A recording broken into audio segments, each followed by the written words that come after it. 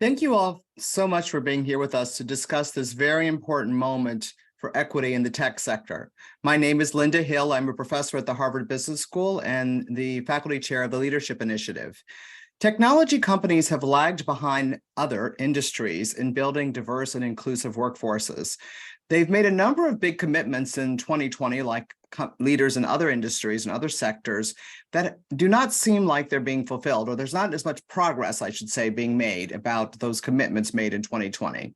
We've seen a few signs of that. One is that listings, for instance, for DEI professionals in tech organizations overall have gone down this year. They're lower than those, what we see in terms of listings for other human resource executives or for legal executives.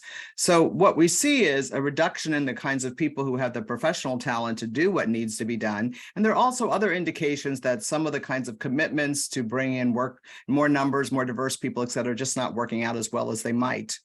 We think this is actually being exacerbated by the large-scale layoffs that are happening in the tech sector. The Wall Street Journal says about 168,000 people have been laid off in the recent past from the tech sector, and the evidence seems to suggest that those layoffs are disproportionately impacting underrepresented groups and people of color. I've personally seen this unfold in my own work. I do have an advisory firm, Paradox Strategies, that advises company on innovation and how you build cultures that are inclusive and encourage equity. And from that work, and also work I'm doing as one of the co-chairs of 110, a coalition of organizations working to create family-sustaining jobs for Black individuals who have not gone to college, we see again that there isn't quite the progress being made that we all hoped. So we're truly at a crossroads in sort of this intersection of tech and equity.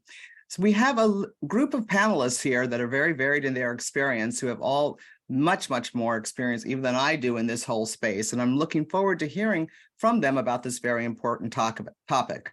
We only have about 45 minutes to discuss, but we are going to leave time for you to ask questions. So feel free to type your questions into the chat, and I will get to them and bring those to the panelists. But for now, I'd like to be quiet and turn us over to our panelists and ask each to briefly introduce him or herself.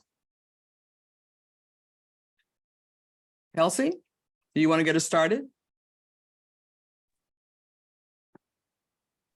Absolutely. Hi, thanks for having me. I'm Kelsey Butler. I am an equality reporter at Bloomberg, and I write a lot about corporate equity efforts.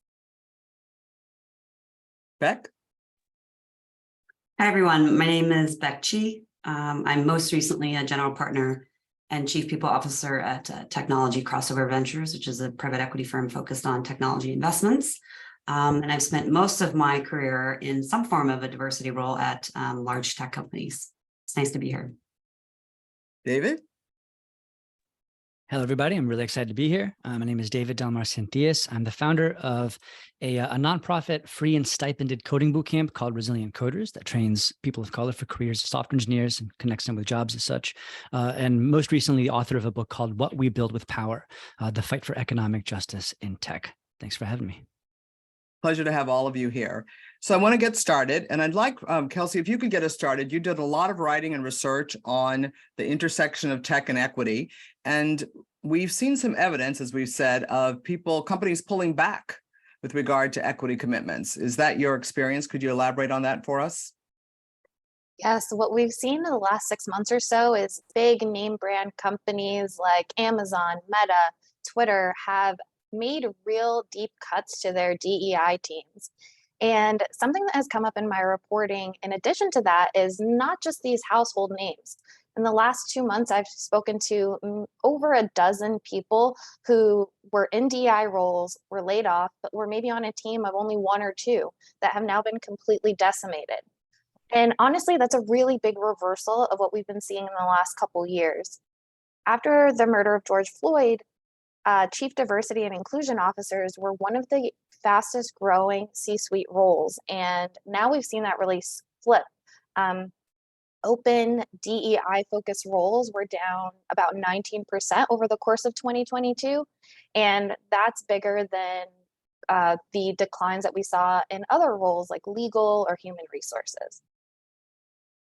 Beck, if you'd like to elaborate on that a bit and tell us about whether or not your sense is that, in fact, there is some kind of pullback, and given what's going on with all the workforce reductions, do you see that they might be having a disproportionate impact on Black and Brown people, for instance? Yeah, absolutely. I think I read just the other day the actual layoffs in 2022 affecting Latin and Black workers was about 1.5% higher for both communities than the actual representation itself. So we are seeing the outpacing. And I think, there are certainly these fully intact diversity, equity, and inclusion teams that are making up a decent proportion of that. But we're also seeing that because of the progress, you build up DE&I teams, you bring in experts who understand how the talent pipeline works. You bring in people who understand these communities and how to connect with them and bring the talent on. We have seen increases across people of color in terms of representation and hiring. And so oftentimes, especially younger or more immature, earlier stage companies, when they go to have to make cuts in a pressured environment like the fragile economy that we have now, and in some cases, earlier CEOs and leaders who aren't as experienced in building diverse teams, they sometimes use like a LIFO approach, last in, first out, or sort of who's the most recent ads. And so we've also seen across time that approach in and of itself can be fairly unhelpful if your representation increased due to some of these DE&I efforts. So unfortunately, I do think that that's happening, and lots to be said about how and why, but yeah, that's what I'm seeing. And what do you think some of the sort of the medium-term and long-term effects of this happening right now? We said it is a moment in time. Do you think this will play out in ways that are going to be very hard for us to recover from? It's a good question. I mean, I think this doesn't surprise me as far as if you take a step back from DE&I and just look at leadership during times of crisis. I'm unsurprised that the investor psychology is affecting our CEOs and leadership teams in ways of sort of, I guess, indoctrinating a leadership style of fear. And I do think that is pervasive right now. That's what I'm seeing in the leadership teams that I've been a part of. Just a complete, kind of shutdown and breakdown of thinking in terms of a growth mindset. And so I think for me personally, that has been my approach to kind of let's talk about root cause and long-term impacts.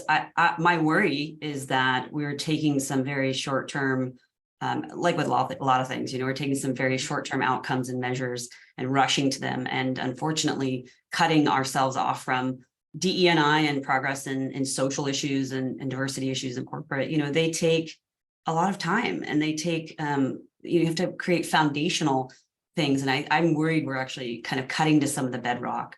I guess my only other comment would be, as someone who's a DE&I leader and very passionate about this, as someone who identifies in a number of different ways, I think it's also just quite disturbing, for a lot of the DE&I leaders. And I worry about that talent pool, in particular, the types of social change leaders that we do need in these types of roles inside corporate. I worry about their attrition. I worry about their heart and their frustration and their lack of confidence that the corporate entity would support them moving forward.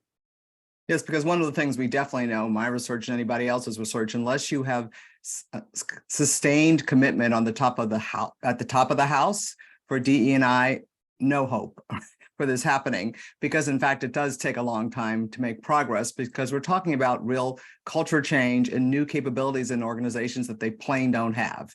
So once you start to cut at that foundation, you have to go back and build that foundation again. And now you're building it with people who are feeling rather disillusioned, perhaps, about what really are the prospects, what is the hope for us moving forward.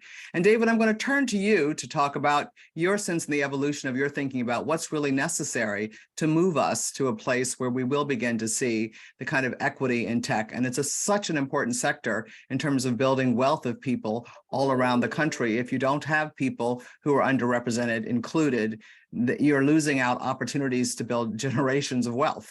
But can you talk to us about the evolution of your thinking, given what you've been singing, and share with a bit about where you started in this and what your thinking is now? So there are about 1,000 ways to answer this question. Yep. And so we have on this call people who are way more experienced in DEI than I am. And so I don't have anything to add to their insight, but what I can say is that I have a lot of experience working with early career engineers, particularly engineers of color. And I can definitely speak to the impact that's going on there. I think that there is a reticence within tech to hire people who don't have college degrees. And I celebrate the work that 110 does, for example, to combat this. We have a culture of exclusion in tech. We always have, and it goes all the way back to, to high school and maybe even before high school. And I think that there is a propensity in tech to believe that they can, quote unquote, solve the DEI problem by just finding Black and brown college graduates who went to the same colleges that they did, watch the same movies, listen to the same music, laugh at the same jokes. And they're not really having a whole lot of luck with that. Now, here in this town, we have US-born Latinos such as myself, and Black folks coincide on a 28% college completion rate, right? And so I would tell people who were thinking about hiring from resilient coders, look, if you have a BA requirement for this job, by the way, programming does not require a BA. If you have a BA requirement for this job, you are eliminating from consideration, right? What is that? 72% of potential applicants of color in this town without even so much as looking at a resume. Now, what we have done as a society is we have chosen to route people through an extremely expensive avenue to get to the high growth careers that allow people that live in their own cities, right? And so what we're doing is that we have created a bifurcated economy, right? And until education can be free, or until people can access these types of jobs without having gone to an expensive institution, we will continue to see an unending, yawning stratification of wealth in our cities. And so beyond all the insights that have been discussed today, I also think that we need to do something about tech's propensity to hire people with expensive BAs. Yeah, and one of the things I've really loved, at first when I was asked to be the co-chair of 110, which is an organization committed to doing skills first hiring. So if a college degree is required for a position, then require it. But a lot of the work in tech, no, there isn't a sense that it is required. And in fact, I think in IBM, for instance, they discovered that over 50% of their jobs, they didn't know why they were asking for college degrees, because you didn't need them. And when they removed that, then they were allowed, it really opened up a pipeline for them of talent. I'm just doing some work at Delta Airlines, and they too, they're very desperate, as everyone is, to have tech talent.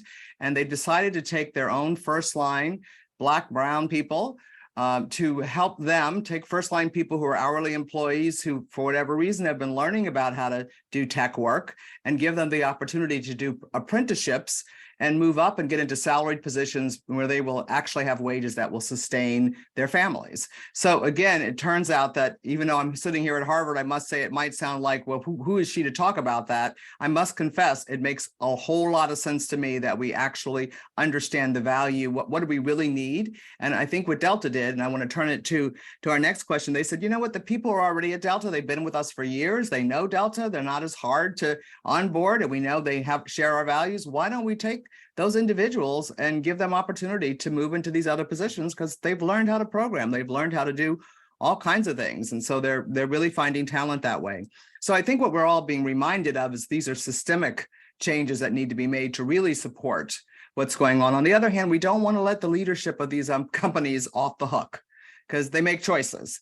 So I'm wondering, Beck, if you could talk to us about, you recently were at TCV, as you described to us, and if you could talk about, where do you think tech companies should focus if they really do want to make some progress with regard to equity? Thank you for that. This is a very complex problem, as we all know, but I say this with humility that, all of us in this space just have to pick a lane where we feel like we have perspective that can add value. So I say that the view that I've taken, the lens that I've taken is, as I mentioned before, around leadership.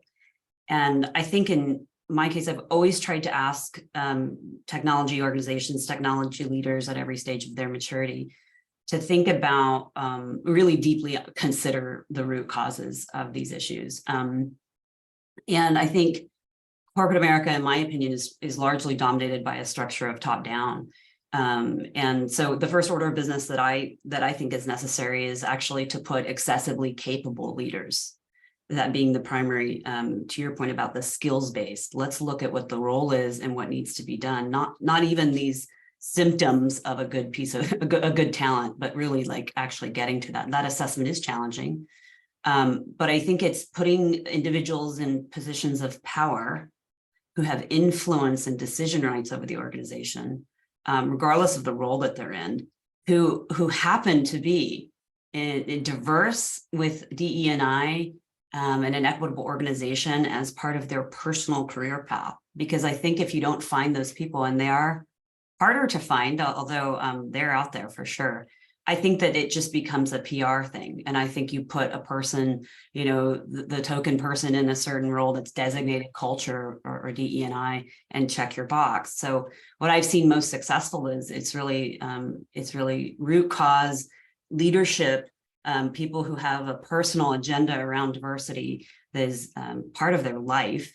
And from that place, you know, the ability to sponsor that person, to get board support, to get organizational support, funding, all the things that we know are important, things flow from that. And I think if you don't have that, and you have a more purely bottoms up, or a less powerful, influential DE&I arm even, I think that those strategies tend to pop and get a lot of PR and then fade. And so it's with the leadership piece that I've sort of always started with. And one of the things that I was teaching something yesterday, my research is on leadership, innovation, and globalization, and inclusion and equity cut across all of those. But one of the things I was talking to the executives about was, you know what, when you increase diversity in an organization, even diversity of thought, nonetheless demographic diversity, what you see is you really see two outcomes. Some organizations take that diversity and embrace it, and boy, they have unbelievable innovative problem solving. Other diverse organizations that become more diverse, quite the opposite. Things get worse. And frankly, you know, being alike makes it easier for us to do stuff. So really, what we have to face is you've got to have the skill to take full advantage and embrace the diversity of thought. You need to do it because it really relates to being able to be competitive these days. But it's not just going to happen because you've added people who look different, if you will, or whatever way you want to think about it. And one of the things I've been facing is that since many organizations can't deal with diversity of thought, people don't speak up, et cetera, going back to that top down, we shouldn't be surprised that when you have demographic diversity, which can impact how we think, that most organizations aren't very good at that unless you really work at developing the mindset and the skills required to work with people who really have a different point of view and come from a different place than you do when you're doing your work together.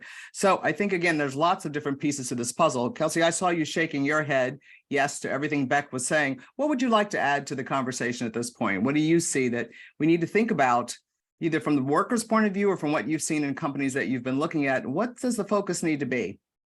So something that I think is really important is formalizing a lot of these things. A lot of the workplace experts that I speak to, and the kind of best culture, so to speak, that I really see, it's a part of the workflow when it comes to hiring managers and leadership. Their equity initiatives are part of their annual performance conversations themselves. They have tools like AI to kind of take a look at what languages in job postings or performance reviews in order to try to kind of weed out some inequity there. And when you have things that fall into a kind of formalized process that, you know, comes up every year, and not just putting it on employee resource groups or affinity groups, it's much more successful. And it also doesn't put people that are in those marginalized groups in the position of having to do more work for free, basically. Yeah, and I think what you're reminding us of is really you have to look at the whole journey of a person's career. You know, how do you source? How do you hire? The whole process. And you need to take an equity lens to look at all those processes and practices to see if there isn't some unintended bias built into them. So one of my colleagues, Summer Jackson, has been looking at all these new platforms in the tech industry to get access to people, underrepresented minorities. She turns out that yes, having the platform does help you become more aware of people, but it's not really changing the outcomes of what we see over time in those organizations, because there's a disconnect between, oh, here's the person, we see them and they're here, but then of course they have to go through a hiring process that is still may have its biases built into it. And then when they get on the job, they're in an environment that is not so inclusive. So you're reminding us that eventually you're going to have to go look at the whole thing. And Beck, what I'm hearing from you is it really goes back to whether the leaders of the organization care about this as a moral issue. You do need to make the business case. But if you aren't deeply committed to it because you think it is the right thing to be doing, you're not going to, it is going to be hard, which is what I brought up about diversity. When you first do it, it's not so easy. It is actually more complicated unless you're willing to make the commitment to work with different people. So I think there are lots of different pieces to this puzzle, but you really do need to look at your formal processes and practices all along the way to see if, again, there isn't some unintended bias. And it matters even more we get it right with things like generative AI. You need to have demographically diverse teams in place when you're thinking about how you're going to actually deploy those new technologies. David? So I want to take a second to celebrate. Beck used one of my favorite words a second ago, power. I love when the word power makes it into these conversations because too many initiatives that are out there that I have seen are concerned with bringing bodies in the door. And there is no expectation of power, right? There is no expectation of giving somebody some degree of agency or influence, another word that Beck used. And I'm a big proponent of a fundamental recalibration of power in the workplace. And that's my perspective. And I think that the work is not done until people see a pathway to their own advancement, and to the increase of their own influence over their particular domain at work. And so I want to just celebrate the fact that we have addressed that in this conversation. You know, I must say for many, many years, I taught the course on power and influence at Harvard Business School, and I loved it. It was really fun. And I think it is always about power. In fact, I became a business professor because I know that being powerless is deeply corrupting. And it's as corrupting as being powerful, in fact. So how can you help everyone be powerful and give voice to their values is what I see. That is what I think about when I'm trying to do whatever I'm doing as a professor. So the thing that this power and the influence issue, even I would say I'm working with a group, Black Women on Boards, is trying to increase the number of Black women who are on boards, and particularly in tech, again, because of the influence of technology on our economy, both our economy and the world economy. So how we just bringing the numbers in is not going to do it. You do have to build an environment in which these Black board members, because we've been doing some research on this, actually feel that they can have influence. Just because you're at the table, or maybe you have a seat at the table, but that doesn't mean that people are hearing you or listening to you to actually help you figure out how to shape some practices and policies that are, in fact, more equitable. I want to just, Beck or Kelsey, do you want to add anything to the conversation? Because we want this to be more conversational and bring up what you think we need to be talking about. Yeah, I think something to really hone in on is the importance of data in this conversation and accountability. You kind of can't fix what you don't know. So if you just, leadership says, oh, well, it's nice to increase our diversity numbers, but you don't know what those numbers are, you don't know how bad things are, you can't really move the needle in any way. And that accountability piece, putting out a report every year where you say, the numbers really haven't moved at all, is also an important piece of this. I mean, I'm at a very big data shop, so I always just want to bring that back into the conversation, why it's important to track these things. Yeah, No, exactly. Yep, Beck? Maybe I can just add to that because it's such a good point. And it made me kind of go back to kind of this, what is the food chain of power? You know, it's a question around, you know, we can hold accountability. We can talk about the CEO and the board, and we can talk about the players and the C-suite and leadership teams and so forth. My most recent experience being in the financial services and in the asset management business around private equity, and looking and learning really truly how these limited partners who are the New York City Fire Department and, you know, Harvard Business School and lots of big organizations who have a lot of money that they want to invest, how they make those decisions about what private equity and venture firms they want to give the money to, and then how those firms then go and invest it in tech, and how that then spawns this ecosystem of growth companies within tech. And I think it would be improper not to address the pressures that these CEOs are under from these investors and from the boards for performance metrics. And yes, it's true that they are increasingly looking at DE&I metrics in terms of progress.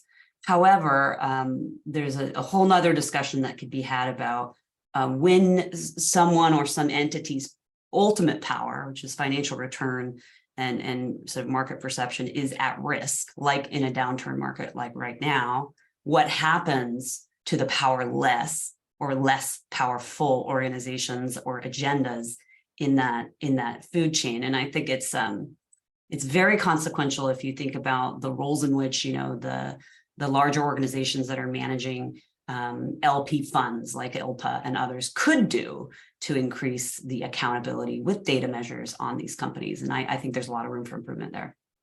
Yeah, and one of the things I just want to, of course, and actually, Kelsey, thank you for bringing that up, because I was thinking about that, how hard it is to get, when my firm does its work, we always say you have to start with transparency. They can look around and see it anyway. So what are you really hiding? I mean, it's interesting how companies don't want to break down the data.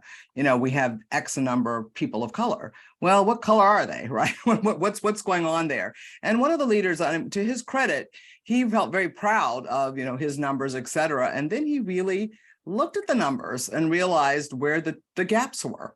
And he did come up with a narrative that was about opportunity gaps, so that it wasn't all negative as you looked at it. And you do need to deal with the fact that some people are feeling like, am I losing as you're winning, and how you think about that. So again, these are not easy narratives to sort of put together. And if you aren't committed from a moral point of view, or I don't know what are the words you use for it, fundamentally, you think it's the right thing to be doing, it is really hard work. So when this leader discovered what the reality really was, in his own group, he began to say, we got to adjust what you said, Kelsey. We got to put these numbers up on the wall. Everybody needs to see them, and we'll see how fast they move. And they're not moving as quickly as some people would like. But in fact, unless you do that, where you are, where you're starting, there's no way you're going to be able to make progress. And it was for him. And again, I said, you can see it because you can walk around and look really and figure it out. But once you start putting that stuff up and you're showing it to the board, or even to your own team, frankly, it is a very different kind of conversation than when you can all be kind of fuzzy about what's really the reality of equity right here. And it's not about blaming people. It's about finding out what are those numbers. Let's get at root cause and see how we are going to begin to make progress, and what are going to be our milestones to know that we actually are making some progress. Because I don't think, again, it's not that we don't want anyone to feel powerless. People do need to have a sense of agency in their workplace. And I think that one of the things that happens with layoffs in general, in fact, I was just talking to my colleague who does a lot of writing on layoffs, and people, that's one of the issues. There is the leaders the managers who are having to make the choices about who they should lay off. Some organizations don't give them any say in that, but yet they're going to have to explain it. So I think, it's not that people aren't well-intended frequently, but indeed, what the pressures they're feeling about how to respond, I think, Beck, that's what you're talking about, and how much agency do they really have is a question. So we can't act like everyone who's having to make these decisions actually is allowed, if you will, to do what they think makes sense in a given situation. And that's what I mean about the top really matters, and the kinds of signals you're sending as you move down. So Kelsey, what do you see? I don't have a way of seeing this, but do you think more companies are being more transparent these days, or Beck or David? I mean, I have a sample that I look at, but I don't know what's really happening across the board in tech with transparency. So I think companies definitely are being much more transparent. We have an accountability tracker that looks at workforce data for the 100 biggest companies in the US, and we're increasingly seeing the visibility and the peek behind the curtain get bigger and bigger, which is great. I think something else that's really heartening to see is that workers' attitudes around these topics has really changed. There's data from LinkedIn, Lehman, McKinsey, that all shows that workers are more likely to leave companies if they feel that their workplace is not meeting them where they want to be on equity issues. So even if leadership doesn't necessarily want to change, I do think there's going to be that pressure from their workers, their workforce themselves, to change, to be honest. So that sounds to me like a bright spot, or bright spots that might help us move in the direction we need to move. Would that be any others that you want to mention before I ask Beck and David what their bright spots might be? I think that's definitely the biggest. I do also am heartened by some of the initiatives that we've talked about earlier: skills-based hiring, second chance hiring. these initiatives that are really showing kind of out of the box or new innovative ways to kind of tackle the way things have always been done. Yep. Beck and David, either one of you want to bright spots? Yeah, I would just say, I think the cultural literacy, even I should say for everyone, myself included, and all leaders, I think since George Floyd has increased. I think there's been a lot more literature. I think there's been a lot more social media discussion around these. So for education, sort of the core education socially, I think has gone up. And that's where I do think you're seeing that upward pressure from employees more and more. And, I think because of that, there is more hope than I've seen maybe in the last 15 years around a more generalized understanding of what it's going to take. That's a good thing overall, because it does ultimately increase accountability. And I can say, hey, this isn't as simple as a number. There's, a lot of concepts that we need to learn about. I think the downside is you now know that it is actually quite complex and that there are real issues with power. And so then it's the question of now is, wow, this whatever reversal or backslide, how do we deal with that? So bright spot and Yep. Yeah. No, because unless you can do the diagnosis, unless you really see the problem, if you will, and begin to want to do the diagnosis to understand how on earth are we going to solve something that has been in place, since slavery or before, however you want to put it, we are talking about long-term impacts, right, on where people are. And I think that one of the things that I also worry about is that that different underrepresented groups will be pitted against each other. And I worry a lot about that, and have now been asking, here at Harvard, we have a program, for instance, for women of color, and you don't have to declare your color, but I actually think we need to know each other and understand each other. If you look at what needs to happen to create an equitable world where we value differences and people have access to equal opportunity. And the other thing David, I want to ask you for your bright spot though first. What do you see? Wow. So I actually have so much. I have a lot of thoughts on all this stuff. I think that people have said some really interesting things. I think it actually hinges on I don't think it's just the employees have a role. I think the whole thing hinges on workers. This is just me being a history nerd and going back 130 years to the heyday of unions, right? But here's my thought. I think that we need to allow space for the fact that DE&I, or I should say just specifically equity, is anti-systemic, right? The work that we do is anti-systemic. We are marching against the wind all the time, right? And what I mean by that is I had a conversation early on with a startup founder who we were pitching to hire from Resilient Coders, and finally he gave us some truth, and he was like, look, I can't hire somebody without a degree, without background, this, that, and the other thing. Our entire value proposition to our investors is not the technology, but our go-to market, like how quickly we can get to scale. And what that means is that we have to go tell the CTO that we have half the time, we have 3 months to build a product and get to market, right? So then he, and it's usually he, goes out and hires a bunch of people identical to him because that's what he knows. And the value proposition is just about expediency. Now, you can't really bring somebody into that space who is, first of all, not a white, like it's hostile to somebody who is not from that same sort of like demographic that we're talking about. And it's also a really hostile space to start your career if you're brand new to programming. And so what ends up happening, or what we have seen it happening over and over again, is that when we have historically gotten people into those roles, they get bullied out. They get bullied out because they're not contributing to the degree that somebody who has been working for 15 years and has a degree from MIT is contributing.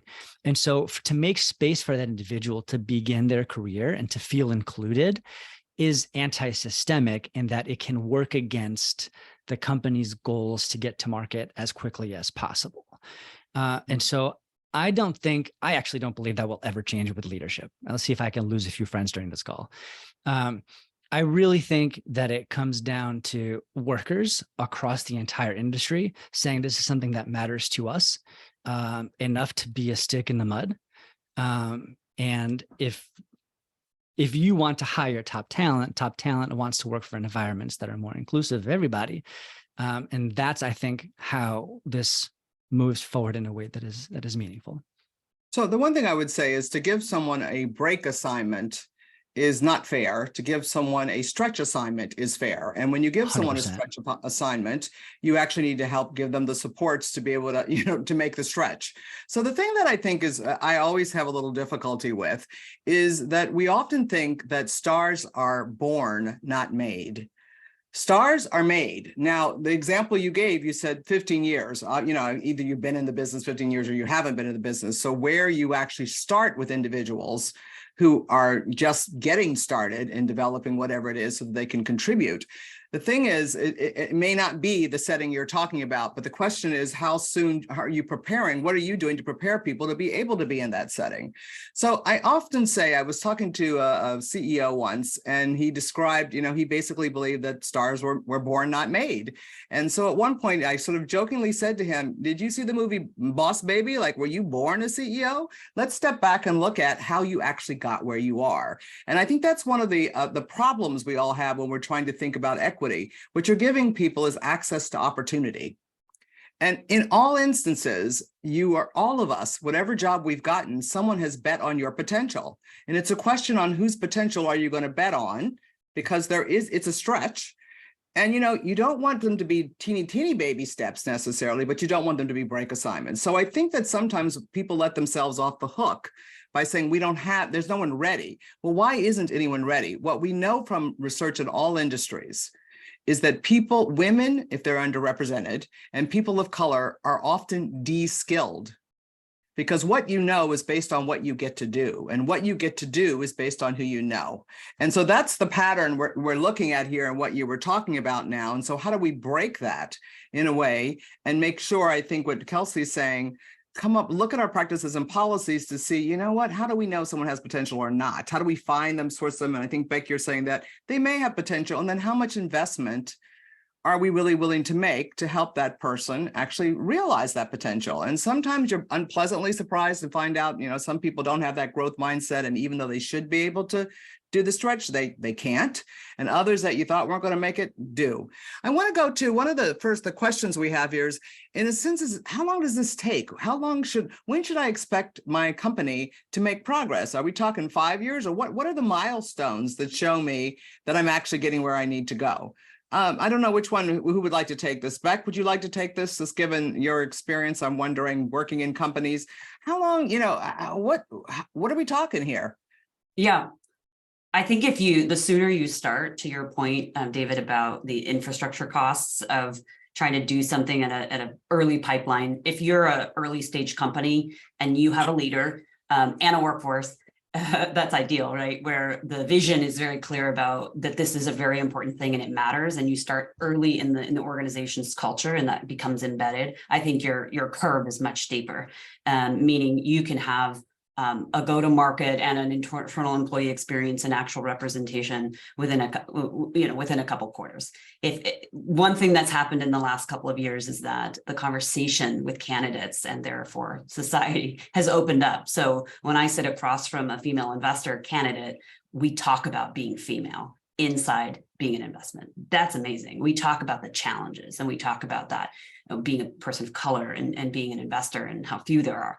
And so that transparency, I think the sooner that starts, again, the sharper the curve, year or two of investment with the right people, you can see dramatic increases. I think, though, the challenges as a context that we often talk about is these large enterprise businesses who've started, my opinion, late, and maybe don't always have all of the purest of intentions, even if they have the purest of DE&I leaders or heads of HR, coming to the table and trying to, change course for a 2,000 or a 5,000 or a 10,000 person organization or higher. That's longer. And in my opinion, you need a dedicated 5 years, to get yourself through one, sort of full cycle.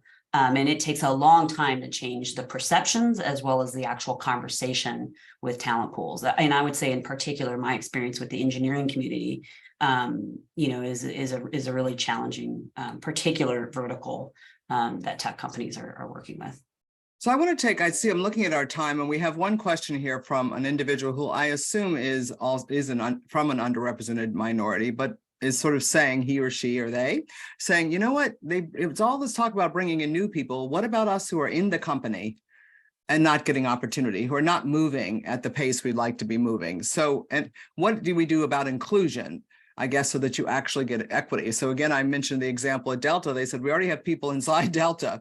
We don't need to go out. We're going to do that too and look for new talent, but let's do something about the talent that's here, already shown a commitment to us, and give them more opportunity, more access to opportunity than they've had in the past. So this individual wants to know, do you see anybody in the industry who's thinking about really the inclusion, integration of people in a way that, in fact, someone who's already in the company and has been contributing can move up? Any insights on that? And maybe it looks like at the company level, but maybe also at the individual level, looking at the question here. Anybody have anything to say to this individual? Yeah, so I mean, I don't want to shout out any specific companies because I don't know that there's necessarily anyone that's doing it in like the gold standard way, but the way that it should be done is thinking about pathways to promotion. Do you have a formalized mentorship team?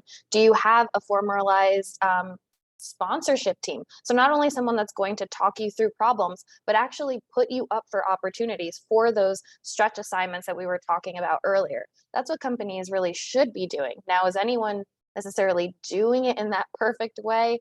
I don't know that we've quite seen that yet. And I mean, the data already shows that. For example, we're seeing senior women even leave their companies at higher rates than we've seen anytime in the last like half decade. So that's the way it should go down, but is it happening? We'll see. Not through, and you know, it really does. One of the things that I just wanted to say, because I do the research on this, but one of my other colleagues, David Thomas, did work on what he referred to in Jack Cabarro. So David is Black, and Jack Cabarro he was from Spain, but he said, oh, I guess I'm a Latino now, which he was happy about. It was just very interesting to him. I say that because the two of them wanted to understand what's going on here. There are two tournaments in the workforce, which is what they said in most organizations when you have, you know, really disparate numbers of representation. And one tournament is for, if you will, white males, and the other tournament is for women and people of color. And when people, white people, when you look back on their careers and understand who got ahead, it turns out that they were fast-tracked. When you look back at the women and the people of color, they were not fast-tracked. If anything, they were kind of slower tracked. They eventually catch up. But one of the things that makes the difference is early in their careers, they do get these stretch assignments. They love the work. And because they love the work, or the company even, they stay, right? They make the commitment and it's worth it to them. And then the piece that really makes a difference in part is if you have someone who will advocate for you, not someone who will just mentor you in private, but someone who will actually say, she's ready, he's ready. If you don't have that, so that you get that opportunity finally, and if you get it, because you've been waiting around and you've been moving slower, you often can just really deliver because you've been ready. Now, getting over the frustration of that, because you have been slow tracked, this is not fair, but this is the reality, you actually can begin to move faster. There are other pieces to that story, but it is not your imagination. If you do feel that you moved a little slower than most, and you thought you were as capable as they were, because fundamentally people have to decide that they trust you. And the evidence they rely on to figure out that they trust you because they're human, you know, is stuff like David talked about earlier. What do we have in common? How do I know how to assess who, you know, that this person is as committed, is what, as I'll say, or this woman is as committed, what the issues are. So there are two tournaments in the workforce. And what we want to see, equity is about there being one tournament. And the people who are getting access to opportunity, somehow that's being, you know, shared more broadly in a way that really reflects people's potential. I want to thank our panelists. I think we're almost a minute over and I'm going to get in trouble soon, but I want to get to know all three of you better. And I'm looking forward. We're going to be sending some readings to you. And David's written a book, and I want to put a plug. What's the name of the book again, David? What We Built with Power, the fight for economic Okay. justice in tech. Yes, You can and find out Kelsey, What We Built with Power. okay, and Kelsey, and where do they want to read you? Bloomberg.com/equality. And Beck, anything you want to push? No, just I guess I was just going to end with every single person in an organization wants to see and be seen. And the best advice I can give myself and all of us is that you do belong. And also we need a big quorum of voices who believe that to get some people in leadership and organizations to shift. Yeah, all of us are tired of being unicorns, I can assure you. Okay, thank you very much for this opportunity, Aspen Institute. It was a pleasure to get to know you and to moderate this panel.